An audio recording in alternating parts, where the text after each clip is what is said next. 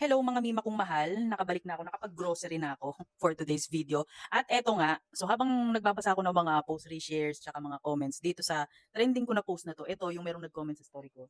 May nag-comment, ha? Basahin natin. Sabi niya, may mga tao palang ganito, no, masyadong madamot. Grabe, parang uutang lang, ayaw pang magpautang. Akala mo naman hindi babayaran.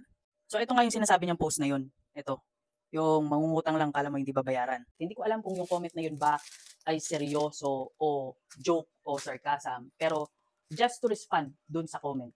Kasi baka hindi alam ng taong yon na masama talaga ugali ko. So sagutin lang natin, sabi niya kasi, meron pala talagang mga taong ganito na madamot. Yes, meron. At ako yun. Madamot ako. Okay? At nakita ko rin dun sa comment niya, sabi niya, hindi naman daw yan totoo. Kung hindi ka naniniwala, hindi ko na problema yun. Kasi hindi ko obligasyon na paniwalain ka dun sa mga bagay na nakikita ko. Pero ang masasabi ko lang, totoo na may mga taong madamot kagaya ko. Oo, madamot ako. Madamot ako, makasarili ako, kasi inuuna ko yung pamilya ko kaysa sa ibang tao. And yes, nag-exist kami. Ha? Diyan nga naubos yung mga kamag-anak ko. Kasi ang dami kong kapamilya noong araw. Nakala mo kung sino manghingi, akala mo kung sino kumatok manghingi ng tulong. Pero nung time na ikaw na yung kailangan ng tulong, hindi mo naman sila makagilap, di ba? Natutulong din naman ako sa kanila, di ba? At dahil nga natuto ko sa kanila, nagsumikap ako. Kasi ayokong dumating yung time na, alam mo yun, yung babalikan mo sila tapos hihingian mo ng tulong. Kasi hindi ka naman tutulungan, at mukhang kawawa. Ayoko nang ganun. Kaya ako madamot na ako ngayon, mas iniisip ko na yung sarili ko kaysa sa ibang tao. Iniisip ko yung nasa pamilya ko lang, yung anak ko, yung asawa ko, ako. Sunod yung mga immediate ko, yung nanay ko, yung mga biyenan ko, sila lang. Other than that, wala akong ibang iniisip. Madamo talaga ako. Wala akong pakialam sa sabihin ng iba.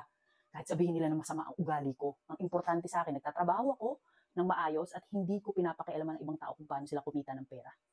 Okay? Kaya kahit sabihin niyo na madamot ako, wala akong pake. Kahit sabihin niyo na masama ugali ko, wala akong pakialam.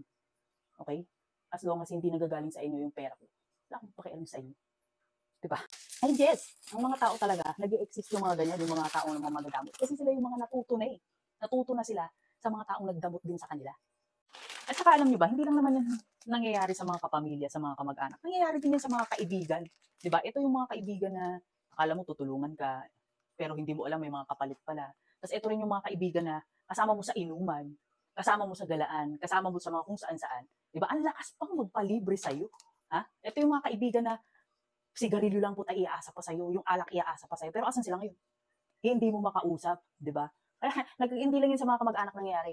Ha? Nangyayari din yan sa mga circle of friends. Kaya ako, hindi mo naman matatawag na circle yung friends ko eh. Dat na lang, kasi konti na lang sila. Piling-pili na lang yung mga kaibigan ko. Kasi nagsawa na ako makipagplastikan sa mga tao. Di ba? Kasi kahit makisama ka dyan sa mga yan, kapag wala ka namang pera, hindi naman pakikisamahan yung mga yan. Di ba? Asan ba yung mga kainuman mo noon? Asan ba yung mga pinaglilibre mo noon? Wala naman, di ba? Kaya ako natuto na talaga akong magdamot. Di ba? Kaya yung mga nagsasabi dyan na masama daw yung ugali ko, ganun talaga yung si malditang ina, hindi talaga maaasahan yan, makasarili yan. Yes, totoo, masama ugali ko at hindi ako babaguhin ng pera. Dahil masama na ang ugali ko, may pera man ako o wala. Okay? Madamot ako, wala kayong maasahan sa akin. Yung mga balak mangutang sa akin dyan, wala kayong aasahan sa akin. Yung mga nanghihingi dyan, wala kayong aasahan sa akin. Masama ugali ko, makasarili ako.